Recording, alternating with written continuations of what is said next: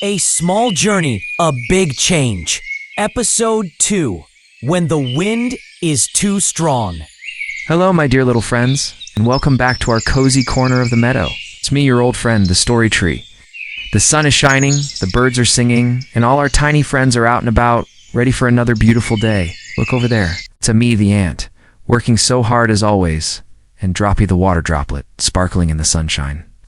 And who is that, dancing in the soft breeze? It's Luma the leaf, looking as cheerful as ever. But wait, do you see that tiny golden speck floating nearby? It's Puff the dust speck. Puff is very, very small, and sometimes being so small can feel a little scary. Today, the wind decided to play a little rougher than usual. It started as a gentle whisper, tickling the tall grass and making the flowers nod their heads. Ami held onto a blade of grass, and Droppy nestled safely inside a buttercup. Luma the leaf giggled, loving the feeling of the breeze lifting her up and down. But for Puff, the wind wasn't so much fun. A sudden gust, stronger than the others, whistled through the meadow. Whoosh! Puff began to tremble, shaking from side to side. "No," Puff whispered with a worried look. "Da! This wind is so strong. I'm so small. I'm afraid I'll be blown away forever." And just like that, another powerful gust of wind swept through. Whoosh! It scooped Puff right up off the ground. Higher and higher Puff went, spinning and twirling in the air. "Help!"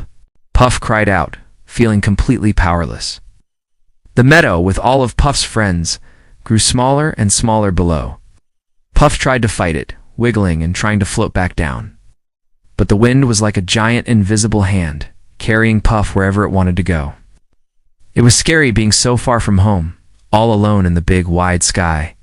Puff closed those little eyes, wishing to be safe on the ground again.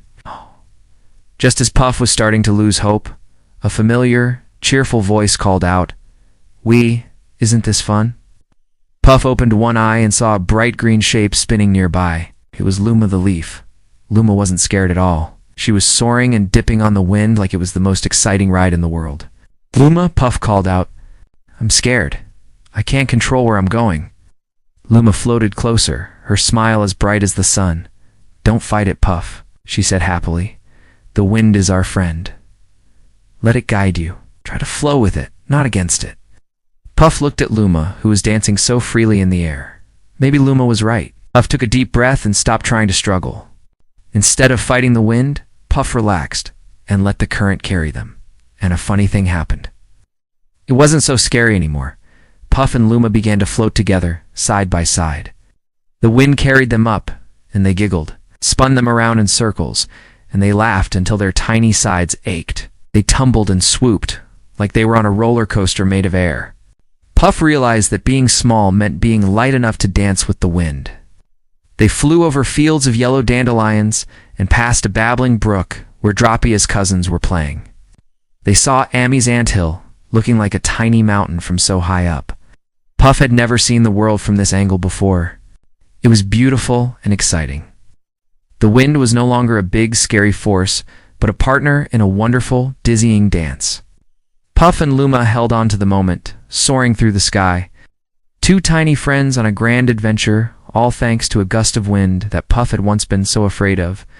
It turned out that letting go was the bravest thing Puff could do. After a while, the wind began to soften, its powerful whoosh turning back into a gentle whisper.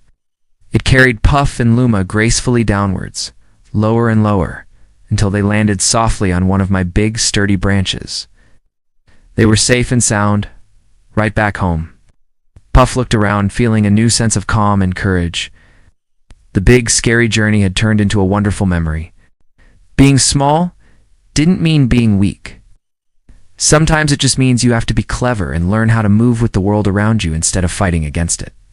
And as Puff settled down for a rest, they knew they would never be afraid of the wind again. And so, my little explorers, that's the end of our story for today. Puff learned that even when things seem big and scary, like a strong wind, sometimes the best thing to do is to be brave, let go, and see where the journey takes you. You might just find it's a wonderful adventure. Thank you for listening. Keep your eyes open for magic in the small things, and I'll be waiting right here with another story for you soon. Goodbye for now, and sweet dreams. Don't forget to subscribe and follow our channel so you won't miss the next part of the adventure.